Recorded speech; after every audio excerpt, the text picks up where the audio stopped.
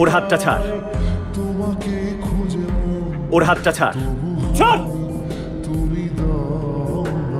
ভালো করে দেখুন স্যার, হাতটা আমি ধরিনি।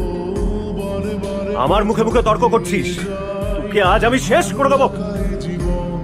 বাহ, আজ আপনি জানতে চাইছেন যে আপনার পরিবারের মেয়ে একজন ড্রাইভারের সঙ্গে কি করে বিয়ে করতে যাচ্ছে। আর একজন কোটিপতি বাবা সে তার মেয়েকে জিজ্ঞেস করতে পারে না যে সে সামান্য একজন উকিলের সঙ্গে কি করে বিয়ে করলো। আমি তো তাও এখনো ওর স্মৃতিতে সিঁদুর দিইনি।